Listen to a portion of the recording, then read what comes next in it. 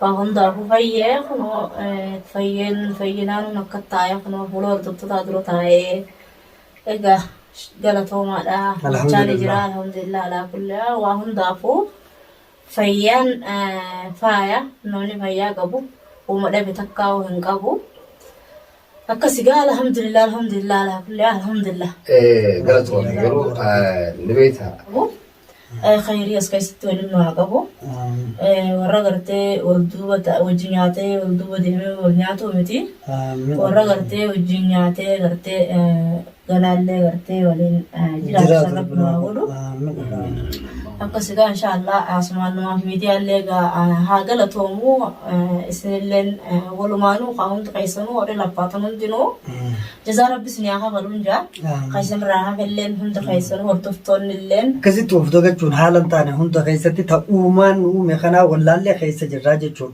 كون هندو ولا لما فينيا في وجاجو تلفرت ولا لو راهن كيه وفدوجا جون كمنو بكم هندو وفدربا أديمون كمنو أني دبيتنا قدر دانسيا dubbiillee sanatti dhedheerataa jiranii boona waan takka rakkoon qabu waan dhugaa maaliif umrii sinaa dheeraysu naaf hokkalchaa jechaa ragaa haalli keessa jirullee gammachuudha gammachuu ibsutti jirra inshaallah warra bara waliin gammadullee rabbiin waa godhu mee atilleen iddumaan gaa hordoftoota illee nu dubbisiin sinjaa maaliif ani yoon eegalee hasagaa dhaabuu keessattuu keessa jirtu beeku dhugaa rabbii dubbachuudha.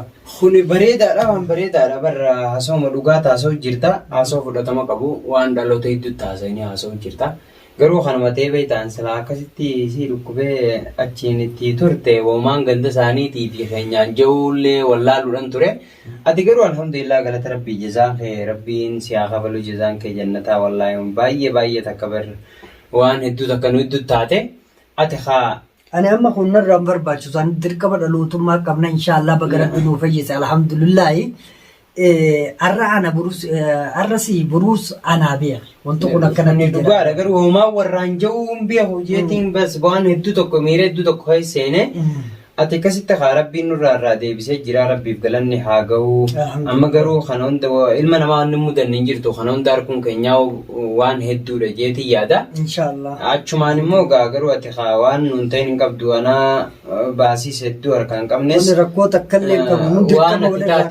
dirqama walirraa qabna amma booda hamtuu takkallee garte isinis waan nu dhufa waan nu tuqa kana nurraa eeguudha malee dirqamni walirraa qabnu guddaani nu akkuma dhalootattu dirqama walirraa qabnaa beekee arafe tana hedduu jalaas hin deddeemina alhamdulillah jechuu qabna hayyatti fufi afaan ittiin si bubbaa Allah rakkoon qabu beekta boqonni rakkoon qabu ati haa baay'ee takkaan si galatoonfachuunis na bira jirti deebi'ee ammaas yeroo rakkoo keessattis waan hedduu na gargaarte jechuuf hin jaakaa baasii waan meeshaan guurree fi kanas akkasumatti كرام منالين جاه نجا أما سماتنا راخة فله أما خنا نرى ديسي سجمي عارف يا جوانا سجسر نقل بيفدو أما نمن ولي جاتا توري حالا نرتفتون نس ولي جاتا توري حالا تفيس توري مجالا إسان توتو إسان دي سبب نمالي خسلا أوجما أوكا مدلو ثم كابو خسلا بفي غرتي وان كان هندن ولي باچو ددبو حالي سدنكي حففات جراس كيسا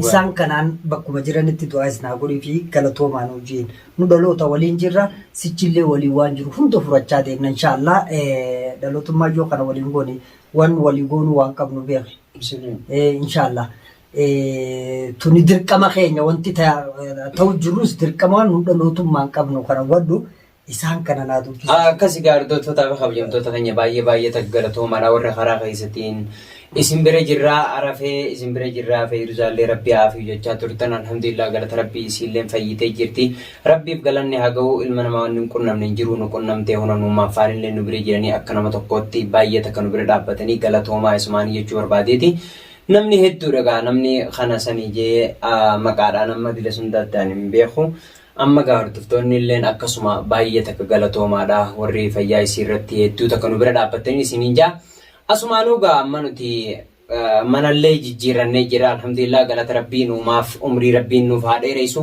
namni kun nama saba oromootiif baay'ee takka faayidaa qabu faayidaa guddaa qabu rabbiin umrii nuuf haa dheeressu isinillee du'aa baay'ee takka naa godhaafiin jaa maaliif yoo ta'an ilmi namaa tokko yoo rakkattee fi yoo gartee gammachuu guddoo qabaattee fi yaani waan tokko waan si qunnamurratti kan namummaa isaa bartu ta'a. Kanaaf jechuudha nuumaafillee asumaan baay'ee takka galatoonfachuun barbaadee hordoftoonni keenyallee warra karaa keessaatiin dawwaltanii feeruusaa rabbi'aa fi yoo arafee yaaddayinii bira deebii biraa illee deddeeminii gadillee bayinii naan jettan baay'ee takka galatoomaan isiniin jaa bagaa akka obbolummaatti na bira dhaabbattanii alhamdulillah galata rabbiiti. Lammii tiyyanaaf bal'oonaaf jiraadhaan isiniin jaa ilma namaa waan hin qunnamne jirtu na qunnamtee dabarte tun hundi alhamdulillah galata rabbiiti ammas maanuu amma gara mana kiyyaatti lafa achi deebinu ta'a. Manni kunis haarayaa ollaanis haarayaa nuumaa faanillee gaan wajjin jiranii alhamdulillah galata rabbiiti ammaan tana. Waan kan hunda amma bakka itti galle tanallee isumaatu nurra beekaa akkasitti bal'inaan wajjin turru ta'a. Takkanaatti hordoftoota keenya.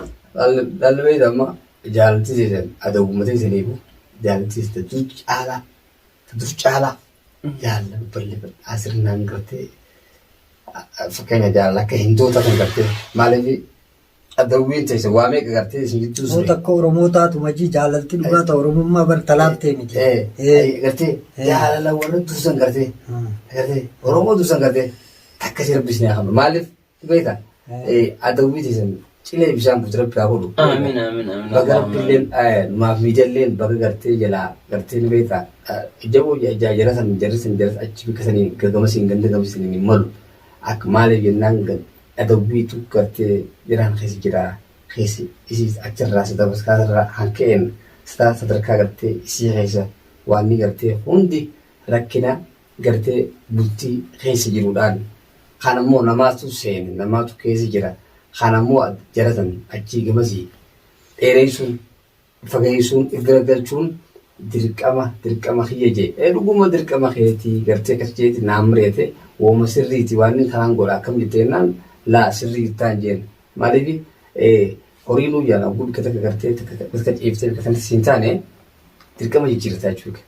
Si galtee sana bika jijjiirrachuun dirqama ta'a yookaan maaliif dhugumatti bultiin tun sirrumaan akka badu taati sana boonna saniif namaaf gaariin ta'u maaliif ilmi namaa kuni hammeenyaa fi jaalala kamturra gartee irra bareeda yoo jaalalti jiraatte hammeenyi immoo namummaa gartee maalirra hangam takka addunyaa jiraanna fakkeenya hangam takka jiraachuuf walammee jira hangam takka jiraachuu fi jaartii walitti aaranii aaraan hangam takka guyyaan tokko yoo aaraan nama waldhabdee jiraatu hangam takka si yaaddeessa yoo nama yaa'usaate duuba deebee sarchi oolu taate kanaafuu baay'ee saalaati.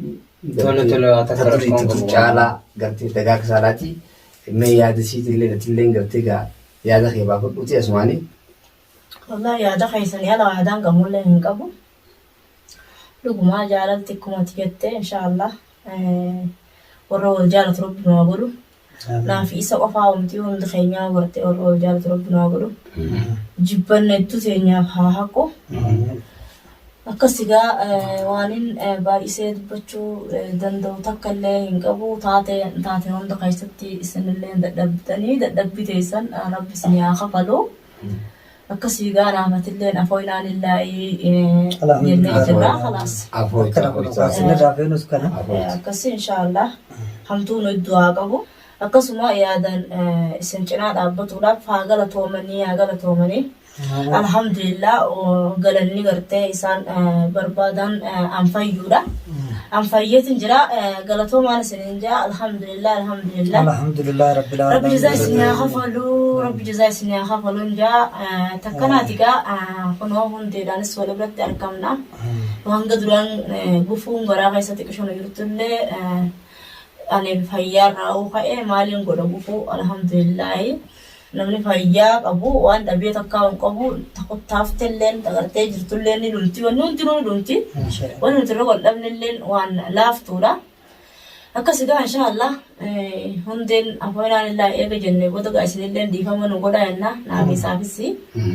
Akkasigaa atillee dhiifama numaaf miidiyaa asirratti rakkoota akka qabu alhamdulillah ani fayyaa teessan harkuudha inni guddaan sichi wal qabatanii waliin deemuu keessan harkuudha achini fayyaantii guddoon sanii hobbaa jenna afooytu lillaa jennee jirra. Mufiin gama kanaa hin jirtu hundara kafe dura nurraas guddee jirti inshallah wal qabatanii isinii fuula duratti harkaanfatu isinirraa feenaa afooytu lillaa jennee jirra. Inshallah alhamdulillah guyyaa irraa kanaa warquu keenyaa fi daqiiqaa meeqa deemu jira? Deemu jirti inni kana laalamoo ati haasa'u jirti. Daqiiqaa meeqa? Ta'u akkasi. Daqiiqaa meeqa? Anu ogummaa kana akkana jeerraaf deebisa. Ni gammatu alhamdulillahi rabbil alamin akkasi. Tumare garachaa nutti nuuf. Haye alhamdulillahi rabbil alamin inshallah ammas warra waliin turu rabbi nu haa godhu nagaan nu. Assalamu alaikum akkam nagaa jirtu fayyaa laa jiru xiqqaa guddaa maatii waatii hundi keessan nagabdanii eegaa arra maaliif dhuftan yookiin maaliif qabattanii dhuftan jechuun keessan walamuun gaa akkam addunyaa kanarra waa hedduu jira tokkoo fi ati yookiin tokko nuti kan keessa akka tokkotti yaadnu hundi yaadni wal dhabaa jechuudha. Arra gaa akkuma yaadni keenya gartee waan walii dabarsaa turre waa hedduudha. Baay'ee waan obboleettiin teenyarra turteedha. Arra gaa sanuma gartee ishii ilaalu keessattis ni jira dhugaadha mufannaan eenyu jettee arafeen gaanaa fi arafeen dhibishoo ammaalii fi ana obbolummaatti tarabbisee ilaalaa inni gartee dhibishoo gartee mufannaan keessatti ni jirti.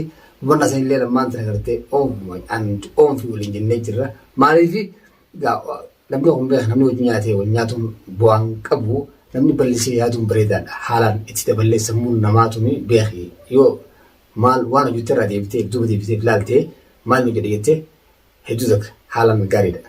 Boonde ati amma laal mufannaa fi kanarra hin jiru. Amma wanni irra jiru inshallah alhamdulillah hamdii galchuudha. Tokko namni waliin sambii bira dabarree kun amma mana hawwuu afnee fi akkasitti dhufne dhalootummaaf kana goone. Amma waan akkanaan haasa'iin ati nama guddaadhaa beeke. Alhamdulillah jenna dura fayyaa miti yoo tanaatiif alhamdulillah jechuu qabda. Ati hogguu wanni ati qabduu fi rakkoon ati qabdu kan namni sitti buufatus waan akkanaa tana. Daangaa alam bahin. Amma yeroo dhufte assalaamu alaykum jettee amma fayyaa michoo tanaa gaafattee jirta. Gaafanne Ismaachaan dhufee seesir. eegaa fayyaa gaafattee alhamdulillah fayyaadha. Dura dhalootummaan wal malee hin qabnu miti. Osoo tamma haasoytutu hin jiraatte mana isaa akkamitti mana dhalootaa afnee amma gammachuu nuti qabnu takka fayyaa isiiti. Inni kaan ammoo manaa ofinnee fi sadarkaa saniin afnee amma gammachuun fayyaadha. Isiillee gabas deeffachuun. Keessaan utaalaan deeminii isa kanaatu rakkoodha beeke. Amma waan akkanatti naaseen alhamdulillah jechuu qabda. Waan kun sirriidha. Waan sirriidha jettee obboleessii otoo hin gorfatanii waan jettillee biroon kutuu egaa namni kun beekii muka qabiyyee jiruun mana ijaaran jedhanii gartee yoo doongolee qabachuun isin maa jechuudha. Asii waliin jiru waan ta'eef egaa gartee bikkaan doongoletti naqabachuun mirga keessanii dirqama keessanii natumachuun dirqama keessanii jechuudha. Kanaa kana gidduu obboleettitti yaa Feeruutaan akkamiin fayyaan isii fayyaan ta'e akkamiin isin jahaati akkamiin gammachuu sagalee ta'e ol fuutee sabbiisa akka gammanna nama gammachiisaa hojii akka gammannaa akkamiin fayyaan ta'e Feeruutaan. Alhamdulillah ana maanta na kuna wayyaa akkuma laaltee gartu kana alhamdulillah gaa fayya. Waa hundi ilma namaatii kan dhukkubsannee tokkicha haala qofa ilmi namaa dhukkubsachuun dirqama yookiin gartee nama gartee waan fedhe yoo si butees si taates odoo takkaa lama jennee adda baasuun taane hujuma rabbiitii ni jira addunyaarra uumaa addunyaarra jiruusi uumaa agarruusi kana gartee ni beektaa fayyaa akka nuti karaa itti duuluu gartee namni kun gartee dhukkubsate eega jaame fayyaa isaa barbaadan jechuudha. Fayyaati barbaaduudha fayyaan ta'e gartee alhamdulillah galata rabbiitii isaaf galata galchuun ilmi namaa namni gartee fi rabbii tana gartee maaliif dhukkubsachuu bira kuttee gartee waan adda addaa gartee ilaas sadarkaa lubbuu ilmi namaa kun yaan galtu mira jiru jira daftee jechuudha. Kanaaf gartee atis gartee hamilee ta'eetiif waa hunda gartee haalaan hedduu tokko gartee alaakama mataa hiyyatti yoo ta'e gartee dusa kan gammatee ol jettee irraan tan akka taa'u keetiif gammachuun namatti hin dhagaamne odduu akka yaada addaa keessa gartee gaadanii alhamdulillahi namni yaadni namni waa'ee jiruu gartee yookiin dhukkubni obboleettii yookiin obboleessaan dhugu hin yaachifne namaa miti jechuun dhiigin qabu jechuudha. Hagawati maaliif kana jettee yoo taate maaliif gaa dhiiroo biyya namaati kan jirru dhiiroo akkam taati asii nurraa fayyiti moo gartee asii akka itti fufaa waan ni jiru tokko gartee hedduu takka sammuu keessatti gaagamni gaa namoota numa yaadaa walirra yaadaa malee nu qarqabee jechuudha. Kana jidduu gaa maaf miidiyaadhaa gartee arfeettaa gudduu gaa gartee namni kun jeeqamanii jeeqamsanis gaa gartee maaliif gaa hojii maaliif dhalootaati dirqama walirraa qabnuudha gartee hunda gartee waa hundas gartee hammeenya meeqaas gartee yoo wal jidduutti gartee kun haalan hedduu takka gartee waan garaa qabnuu fi hedduu takka gartee hunda gartee ta'eetun haalan akka malee gartee yaada biraan meentee gartee gaa alhamdulillahi gartee waaqaatii mee aarafeenis gartee meegaa hawwiisaa gartee maaliif gaaf hangam takka gammadee hangam takka maal gartee galata galchuu hawaasaatiif illee. Alhamdulillah taarifeetti deebinaan waan takka taasisetti tadiin bira dabruun dandeenya takkaatu jira. Inshallah sinni rabbiitiin khayriidha. Feesuu isaatiya. Amma laal mana san mana masii arginee jennee amma atillee ni laaltasiin jechuu jiru kana. Amma nuti walumaan rafeefaa waliin meeshaa achirraa finnee beekee afnee dhufnee atis dhayiteeti laalta inshallah. Du'a illee keessa godhuu dandeenya jechuu barbaadeeti inshallah isin rabbiitiin hamtuu nurraa qabu. Nu beeki haala ta'e keessatti xiqqoo waliin guggufachuun ni jira. Kun akkuma suura gartee arrabaa biilkee waliin qabanii yeroo takka wal cuqulaniitu walumaan jiraatu beeka. Lolli dhaloota maal jedhan diddiga jedhanii. Akkasuma haala ta'e keessatti xiqqoo mufiin xixiqqoon takkaallee ni jirti. Haaluma ta'e san keessattuu walumaa galattu hundee fi atillee jechuun waan waliin jajjattanii jira. Ani isa sammara fixadhuun sin jedha. Dhalootummaadhaaf waan kana hundaa'u godhaa jirraa beeka. Dhaloota jechuun waan guumoo miti. Isa kanaas isa taateewwan ta'e san hunduma rabbiin gartee oolchee jira atis fixadhuu fi atillee ni dhalateetii hundee kiyya ol ka'iitii itti nootuufi isii tana michiyoo tanatti nootuufi. Yeroo hedduu itti nootuufi jechuufis si barbaadaa beeka. Maaliif dhala ofii namni itti tufa. Maaliif haala irra turre san keessatti waan ta'e beekaa waan namni hin daganneetu jira. Isillee mucaa hawwan ta'eef akkana gootee jaan. Dhalootummaan beekaa akkanatti irratti baay'oo deemni bakka hundatti dhukkuba nutti dhalaa deemti. Dhukkubni san ammoo naas ni galaafata siis ni galaafata yoon itti dhiisee bira dabre jechuudha. Garuu yoon gabbaasee dubbadhee furamaatii deemaa jechuudha inshaallah dhalootummaan keessaa waliin baqa waan ta'eef. Ani waan kanaas bira dabru amma osoo kun jiru maali? Dirqama dhalootummaa waan walirraa qabnuuf mana sanis waliin afnee akkasitti haala san waliin haaluma ta'e kana keessattuu waliinis lolaatuma walittis ijaa bar waa hunda dandamannee alhamdulillah har'a fayyaa isiitiin akkana waliin ta'e osoo achiin kuttee immoo sheenaadha gaabbiidha jechuudha. Isaatis gaabbita. Ati nuu kutteetu jirta jechuu barbaadeeti fuula rabbii duratti sirriidhaa miti wanni kun. Kanaaf mucaalleen silalleefuu haalli ta'e san ta'ee jira atis garaa keessaa. Dhiifama dhalootummaa godhiif dhiifama san irraa fadhu waan dabre san siin jechuudha. Ati immoo dhalateeti kayyitti nuti fi sitti tufuu qaba.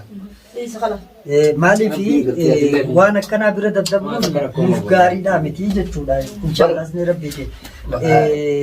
Bira beeki namni kun yeroo aaree fi yeroo miira keessa gale waa hedduu jechuun egaa haala keessa gale san irra hundaa'eetu waan harka haasa'uu danda'a jechuudha. Garuu dhugaan jirtu isaa yaaduu dandeenya jechuudha. Garuu dhalootummaan dhugaadhaa hara hundatti walitti bashannanni kunoo akkuma manuti waliin taa'u kan osumaa wal dhoonyuu osumaa waliin lolluu osumaa arrabaan jechuudha wal madeessinuu osumaa haalan taane maqaan taane walii buufnu ammas numaatutu akka mere waliif gaachanaa jechuudha. Numaatu wal gargaara numaa wal bira dhaabbata numaatu waliif dhalootummaa santa dhugaadhaa qabna waan ta'eef jechuudha. Garuu nuti haala deemnu kana keessatti waan akkanaa kanallee daddagachuu hin qabnu. Maaliif gadi fageenyaan of hubachuu qabna ofillee beekuudha qabna jechuudha. Waa hedduu waan nuti dagannee fi waan nuti taane nuti bariyyuu yeroo takka akkana keessa deemne ilaalle. Innaa biraadis of jalaa baduu bira dabarreeti hanga ofii keenyaafuu isa nu uume